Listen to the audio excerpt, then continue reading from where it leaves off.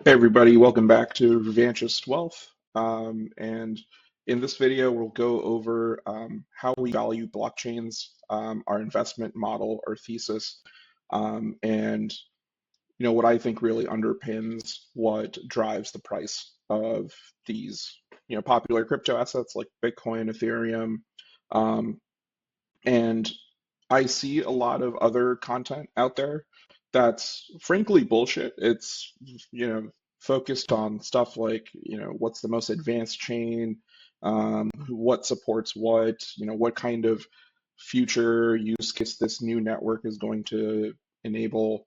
Um, all of these different kinds of ways of saying you should buy this blockchain asset or crypto token.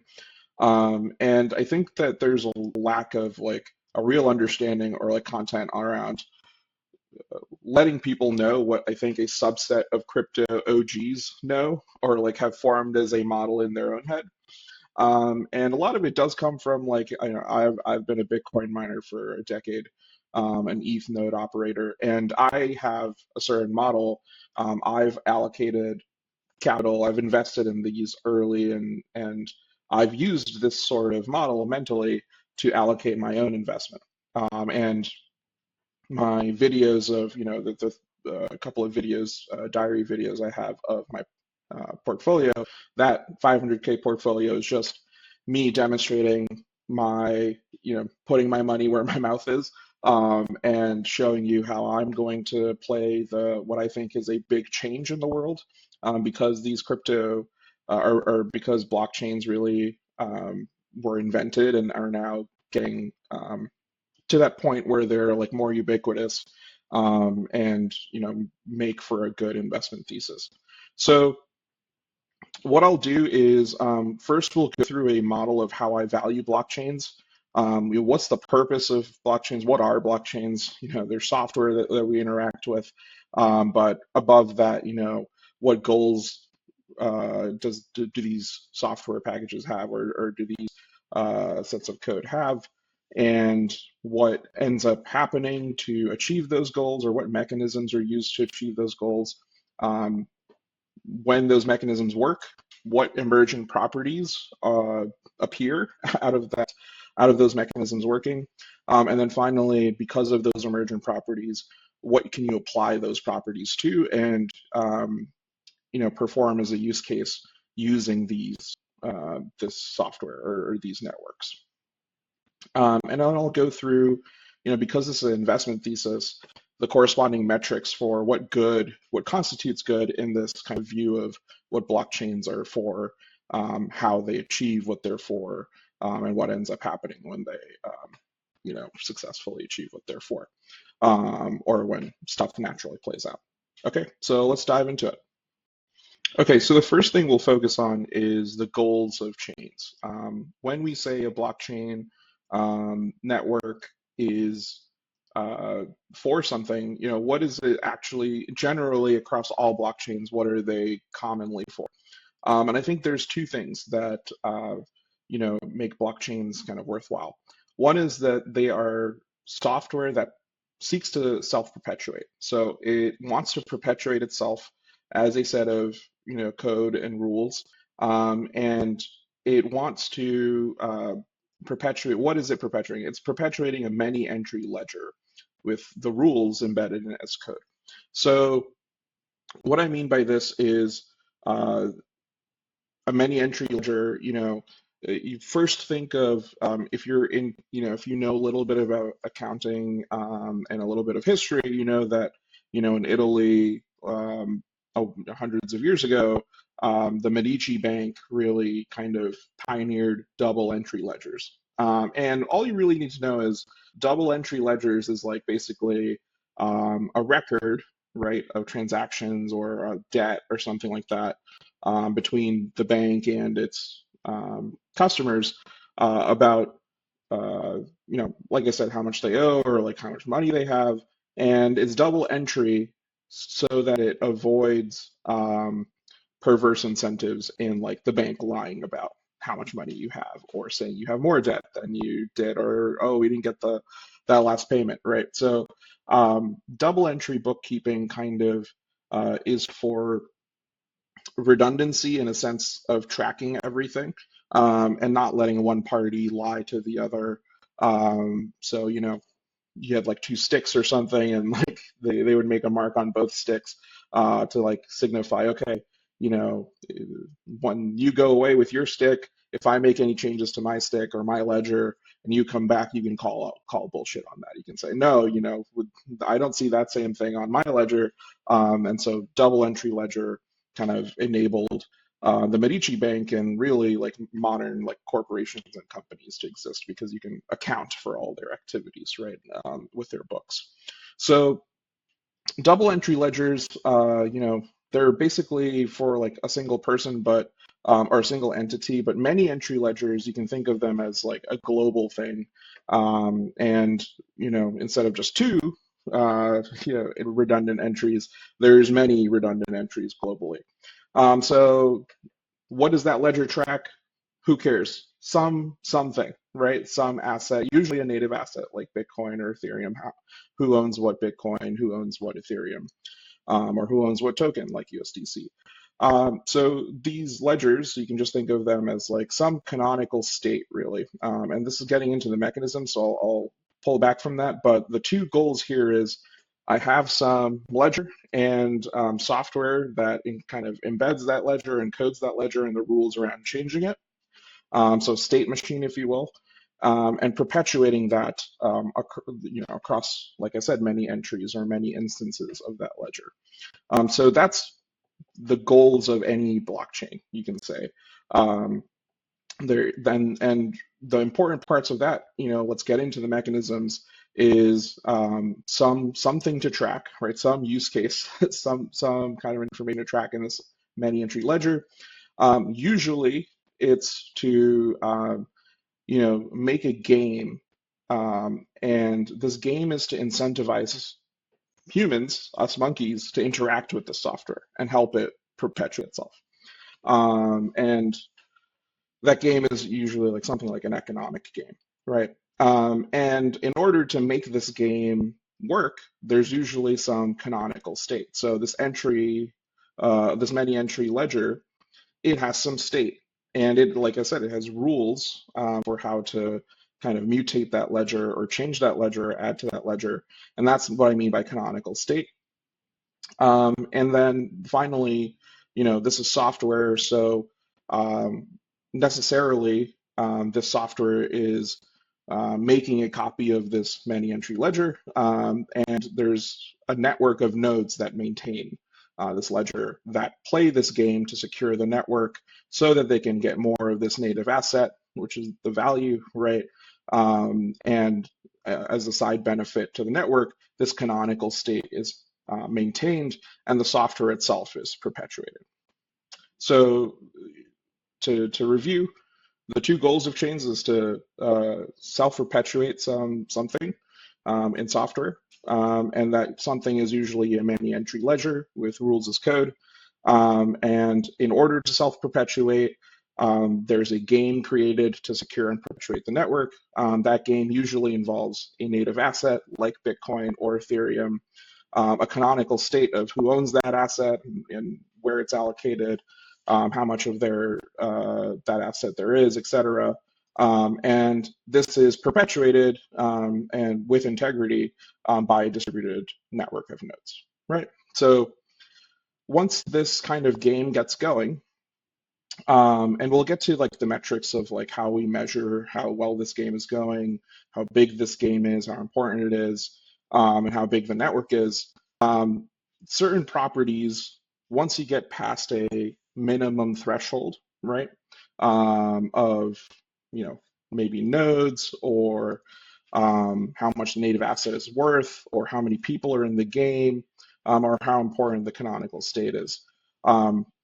Once that passes a certain threshold, then there are certain emergent properties of that network for users of the chain. So, usually this software has kind of two roles. One is you're playing in this game to secure the network, but you can also just be a user of this native asset and the canonical state. And as long as you listen to the rules of the game, you can be a user on that chain and do stuff with the native asset.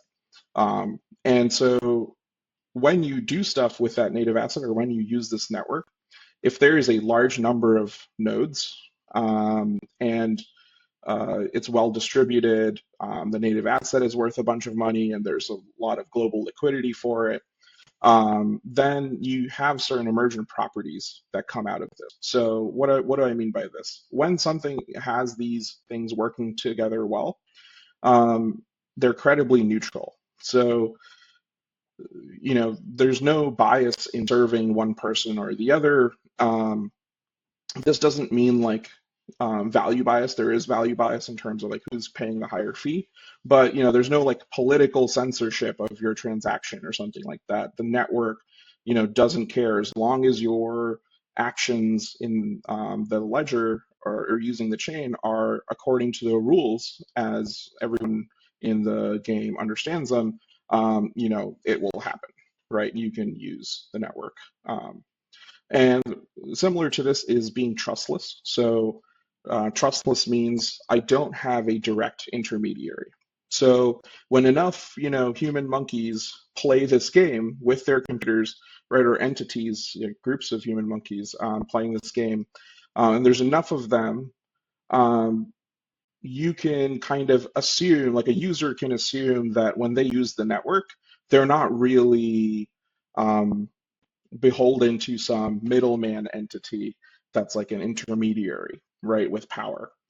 Because, if person A, who's, as part of a network, is not accepting your transaction or not letting you do something on the network, um, but it's not against the rules or anything, you can go to someone else, right? Because the pool of people is large enough, the network of nodes is large enough that there is some node somewhere that is, willing to do your transaction. So it's trustless in that I don't need to trust anybody else, as long as I have some open internet connection. I know the rules of this game. I can kind of interact with it without trusting anybody. And finally, permissionless is along the same lines. It's like there's no gatekeeping to access this network and do stuff in the game and its canonical state. Um, there's no like cabal of people that I need to get approval from in order to participate in this game. So these are the emergent properties. And finally, what can you apply this to? What can you apply trustlessness to that's credibly neutral, that has no gatekeeping? So what can you apply these emergent properties to? Um, and actually, before we go on, one other emergent property is, and it's not really stated here, is it's the fault tolerant nature of these networks, which is saying essentially they're resilient networks, right? They keep going. So because they keep going, you can, not have to trust anybody, not ask anybody's permission, and it be neutral, is because the technology, the blockchain technology, that really what it enables is a fault tolerant system to make these mechanisms work, so that this many entry ledger is um, perpetuated across many different people, and they come to a consensus on this canonical state with fault tolerance, which means like even if one node says something wrong, it's easy to verify the canonical state and keep the network on track, and listening to the rules and code here. Anyways, so with that additional property and these emergent properties, what use cases can we get with a network that does this and does this successfully and has these properties? First is Bitcoin with stateless money, or money without government, or a central issuer of that money. So, instead of something that the government can print at will, which is usually a issue in many regimes, right? Inflation takes over because the regime is trying to paper over past mistakes, and because they control the money supply. Usually an easy out that politicians usually think of is, hey, let's print more money to fix the glaring error that we made in administration. So the ideology of Bitcoin is saying that why don't we use this type of game and its emergent properties for the ideal form of good money or hard money, as they say. Um, and if you think about it, money and or any kind of asset that you hold for as a sort of value, you put your hard-earned value into. Um, you want it to have these properties.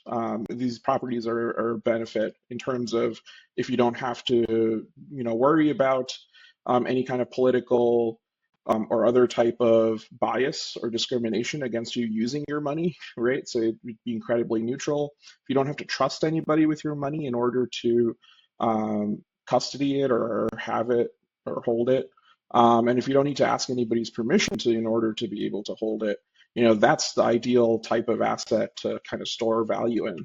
And additionally, this the rules encoded in this ledger, they could also say that no one's allowed to print more, this game to secure the native asset. In Bitcoin's case, there's many different networks, or sorry, nodes in the network that will check everybody else in this game and make sure that no one's making more than 21 million Bitcoin, because that is embedded in the code of the clients for mining and validating or running a node.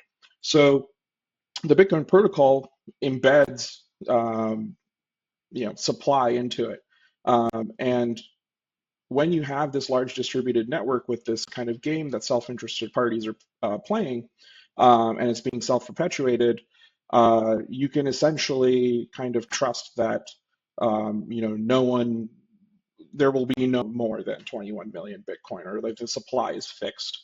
But that's only the case because everybody in the network agrees that that's like the canonical Bitcoin chain.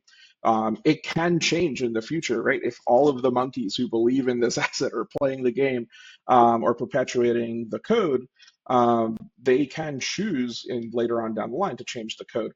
But not any one person unilaterally can kind of force that change onto the network. It has to be something that's accepted by all the miners and people who run Bitcoin code or nodes. That's why people think that, okay, Bitcoin is an ideal money because it's so hard to kind of screw with the printing levers, right? That is much easier in other types of money that's usually state issued.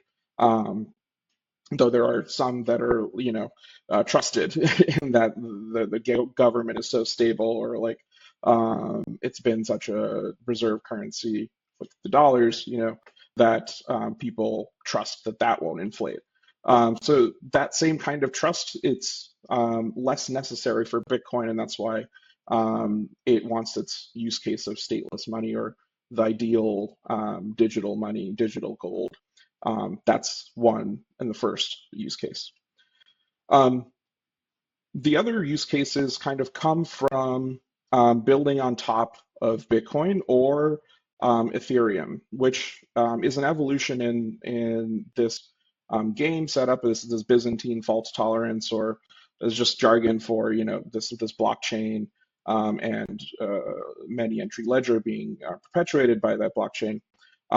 It can also track more than just the native asset, right? For Ethereum, the canonical state is not just who owns what Ethereum tokens, but also the canonical state of any kind of code or general logic that people choose to encode in contracts, smart contracts, and that will be governed by the network as well. The evolution or the mutation of this state of this global story, it is also governed by the rules that are written in smart contract code, et cetera. So not only does it keep track of, like in Bitcoin's case, who owns what Bitcoin, but what this contract says, and does it resolve to yes or no, something like that.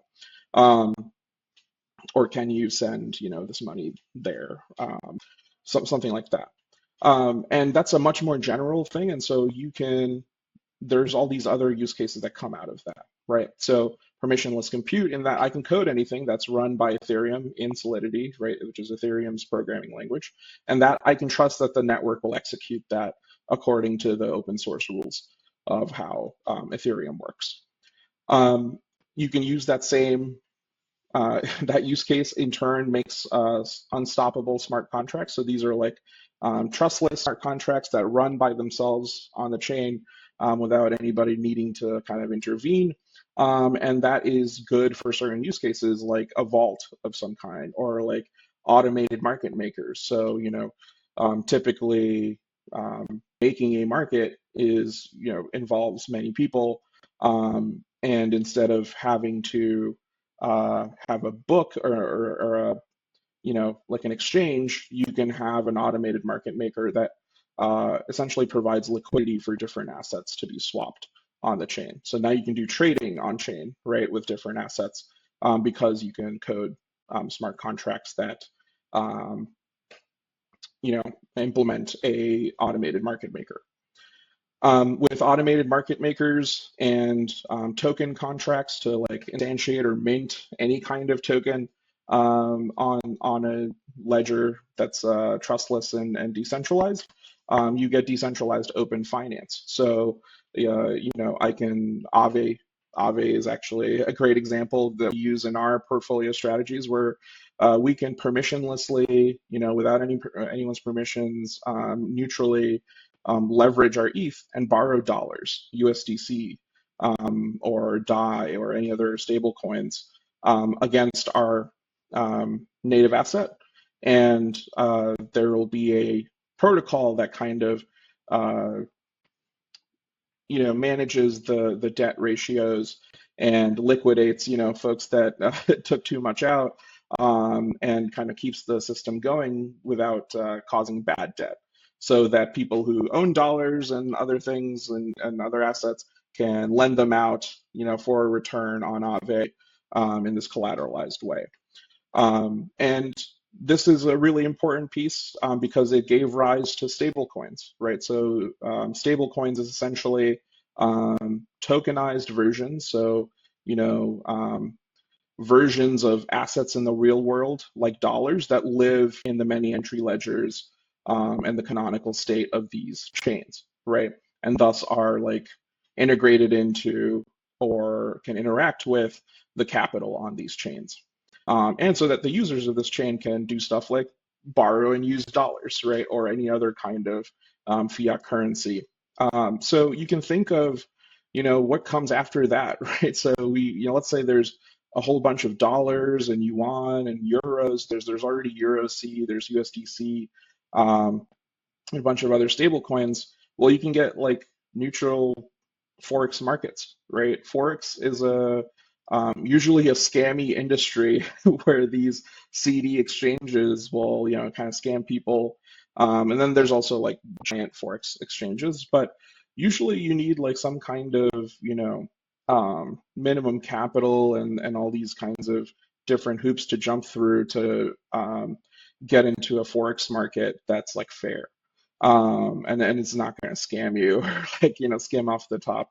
And so neutral open foreign exchange markets is something that can come out of having permissionless compute that's, used to write smart contracts they're then used to make a finance system, some of which includes creating real world assets or analogies to real world assets like stablecoins. And then from there, the richness of this kind of ecosystem and economy opens up all these other use cases like, permissionless borrowing, or, people launching companies and initial offerings to, the network of Ethereum rather than the national stock exchange of some country, right? And listening to their securities rules, et cetera, and jumping through those hoops. There's all this universe of financial things that can take place on chain, not just stateless money. And this is why we're Ethereum bulls, right? Because Bitcoin is just going for this use case, while Ethereum is going for all of these use cases, right? And this is why we're ETH bulls, and this is also why, we'll talk later about why other smart contract chains, we have, like ETH has a moat against them.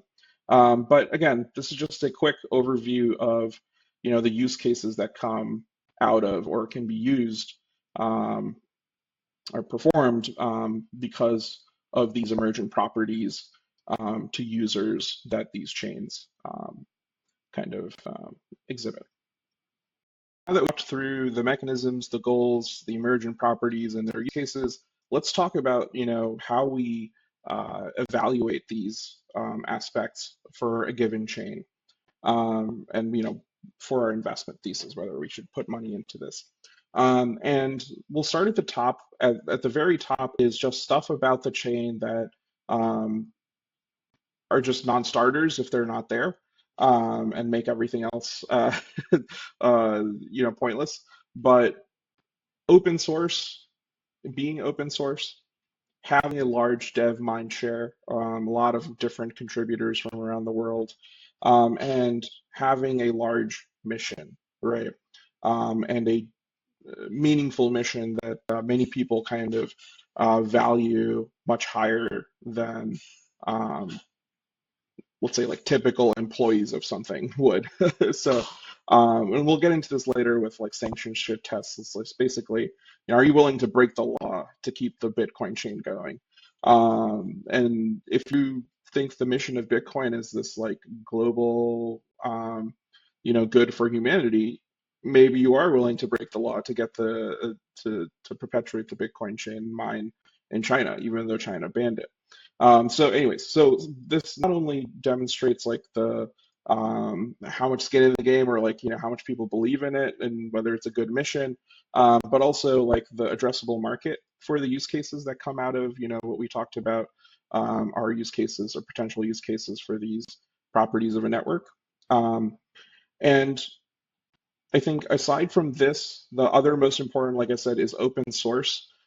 If the game that's being played here is opaque, and like really controllable by a few people, then it's not, it's not going to have these properties, and it's not really, uh, it's not going to be a good network to invest in because who knows what the code is doing, right? And you can never really de-risk that code because you don't know what it says. And there could be an edge case in the state that like screws everybody over. Anyways, so getting into the second order things in terms of like these actual mechanisms and evaluating the chains on how they're doing on these mechanisms. One is Lindy, and Lindy is it's like a jargon term. You can go to Wikipedia and look up Lindy effect, but it's basically this kind of mathematical expectation or kind of theory that probability wise, if you're looking at something that has like a lifespan, you are most probable to see something in the middle of its lifespan than either end of its lifespan. And thus, you can kind of expect assumption you can make is if something is, let's say, 5 years old and I'm expecting to see it in the middle of its lifespan, it means I can reasonably expect it to live to be 10 years old. Yes, there are many, examples of like for humans, right? A 70-year-old, they're going to die at like 90 or 80, and they're not going to get to 160 or 140. But in terms of stuff like software and chains and other durable things, Lindy is this kind of expectation that the longer something is alive, the longer you can expect it to, live. And the Lindy version I have here, it says integral of TVL, which is total value locked, or like the amount of capital on the chain, times or integrated across the time that the chain has been alive and uncompromised. Meaning, this game to secure and perpetuate the network, how long has it been playing out successfully according to its rules without, someone breaking the game itself and stealing all the money, right? And it's the integral of how much money was in the game and how long the game has been running. And this is actually a really important metric in our investment thesis because it also serves as the upper limit to how much capital people are willing to risk on this ledger that's being perpetuated by this game, right? So if it's a old game with a lot of money and a lot of players that's been going on for a long time, then it's not such a crazy thing for me to put half of my life savings onto, say, Bitcoin or Ethereum. Whereas if there's some new chain with some new ledger that hasn't proven itself, and the game to secure it hasn't really played out and it's not battle tested, and the code isn't battle tested, then it'd be insane for me to put a large amount of what I think is a large amount of capital onto the chain, something meaningful to me.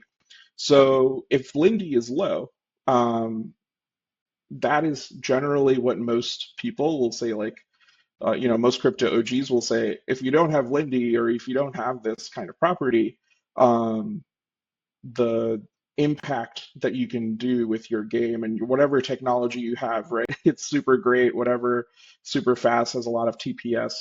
And this is one of the bullshit things that people in lazy crypto media will like, kind of focus on is like, oh, my chain has 10 million TPS. It's like, well, if it doesn't have Lindy, it's not open source, it's not well distributed, and the native asset doesn't have much liquidity or like, is worthless. So what? It doesn't matter. My Excel sheet and a server or something can have high TPS as well. Um, it's much harder to gain these properties than it is to make super good technology.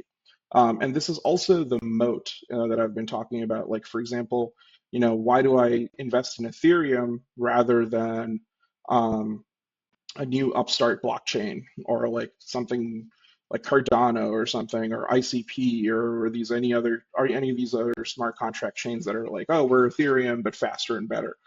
It's because they don't have these much harder properties of being like well distributed, being fairly distributed in the beginning, or like being sold openly without any VCs or other kind of opaque holders, or their source code not being open, or their clients being built with opaque code, or the DeFi and contracts and the canonical state being not open source. That no matter how good the technology is, it's not going to have any impact. There's not going to be any kind of trustless users that actually think it's trustless, and thus have these use cases happen on top of them. So Lindy is a controlling factor for how much money, the upper limit of how much money chooses to live on your chain, and thus how impactful these use cases are, even if your chain is capable of it. Global liquidity, this is in line with this native asset bubble. And what it means is like how much, across the globe every day, in a 24-hour period, how much money changed hands, or were people willing to part with for the native asset, right? And this is like just a large measure of how many monkeys around the world value the native asset of this chain. And for some things, sure, it can, even if it's like $1 billion or something, like $1 billion market cap, or sorry, not market cap, but like daily volume, then you can be kind of sure it's like, oh, there's always someone willing to trade dollars for ETH, or Bitcoin, or take my Bitcoin and give me dollars or some other currency in return. And that means there's many people who believe in the asset and are willing to put their money where their mouth is and buy some of it, and kind of consider it valuable. And then the other part of this is the number of interesting nodes. So by interesting, I mean like, it's uninteresting if there's a single person running 10,000 nodes, right? So like how many diverse, independent, geographically distributed, or jurisdictionally distributed nodes are there, or like participants in this game and network are there that are playing along and perpetuating network. This is hard to fake, right? This is and this is especially hard for things that are like usually like the ETH killers or like the VC scams that are like, yeah, we got like 500 nodes that we all run with this company, and we're going to be the next Ethereum because we have 10,000 TPS. Anyways, so that's this other metric that is super important in evaluating these networks. And then finally, on this last layer, we have some hard metrics and then some like kind of um, soft aspects of the network. So on the hard side is or on like the explicit or um, numeric side is like the total value locked. How much did people put? It's also part of Lindy, but here it's just, what's the current TVL, or how many fees are people paying? Are people paying high fees in which they like value the state of the ledger, or like there's some kind of value to take from the ledger that's important, right? And thus people are kind of competing to pay fees to do that, or if there's just generally high activity on the ledger. This is one way of kind of gauging the health of um, this ledger and the game and the state of the economy on top of it. Distribution of the native asset. So, you know, I'll pick on Solana for this, which is initially Solana, sold a lot of, tokens to VCs, and they hold a lot of it. And they choose to stay actually. So they exercise their power in terms of this distribution to run validators. And so, you have to question, okay, how how neutral is this if like a large chunk of the network can be coordinated across and is held by the small number of people. So you can think of this kind of like the Gini coefficient of the native assets, like how well distributed is it? What's the wealth inequality, right, of Bitcoin, Ethereum, and these other assets? And the more well distributed it is, the better. And the other kind of way to gauge this is essentially how many cycles of like brutal market distribution happened, as in like everyone thought this native asset is now worthless and everything's over and done, but then there's like the small group of holders that hold on and perpetuate the network, and then eventually comes back. And this happens over and over again until there's a contingent of people that have enough confidence that they will hold this asset, and there's enough of them that the asset is stable. So this is why distribution of the native asset matters so much. And it plays into Lindy, which is like how long has this game been going on successfully, even through brutal market distributions, right, or brutal market events, and survived. That's a good sign. And then I picked on Solana before, but Solana, you can think of it, an example of it as a survivor, in which it went to $8 after 2021, 2022, and everybody thought it was dead, but there was a core group of people that believed in Solana and kept it going.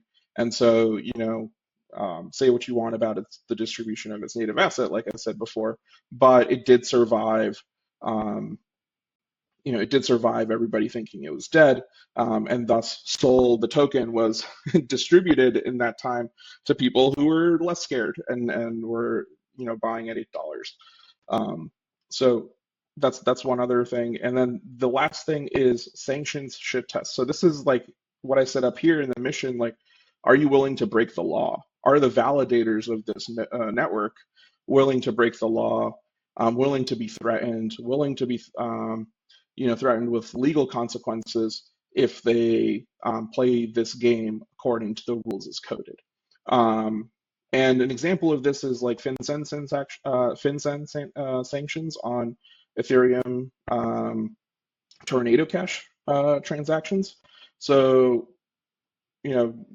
Treasury or FinCEN said, any American interacting with a Tornado Cash contract, that's considered like, no, it's considered a crime, financial crime, money laundering.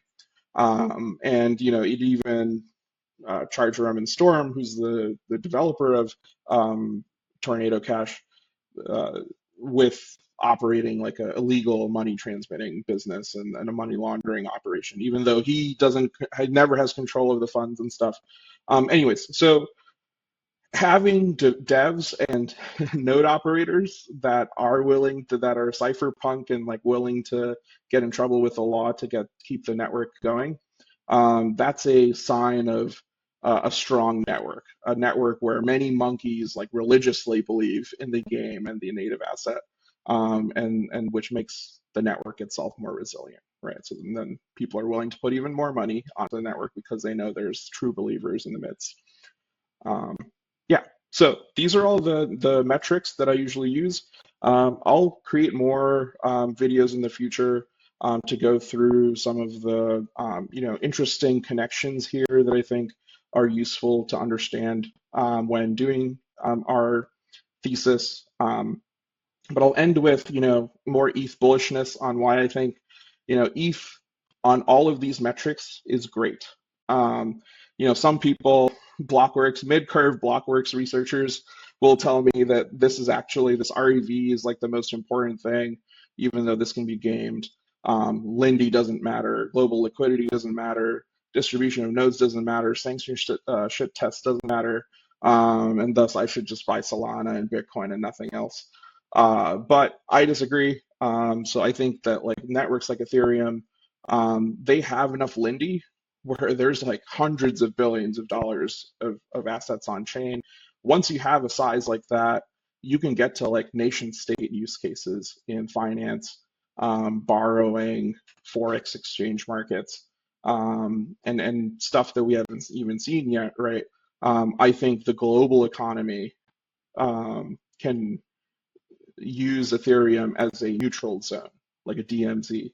And that's like our bull case, right? And we can see stable coins like Circle IPO was popping off because I think there's a small subset of people who know this is coming where,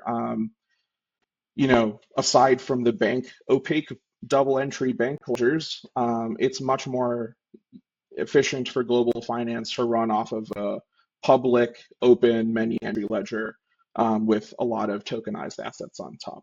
So anyways, we'll talk in later videos about how our, people like BlackRock's Larry Fink, our boy Larry Fink, also have this view, and get more into like the TAM, or the total addressable market of Ethereum, and crypto in general. So yeah, hopefully this has helped you kind of build a mental model and kind of build defenses against what I call the dumbass people in crypto who don't know how anything works. They're just throwing up random tickers, they're buying a bag and then shilling it to you, hoping it goes 100x, but they have no understanding of these mechanisms behind the scenes.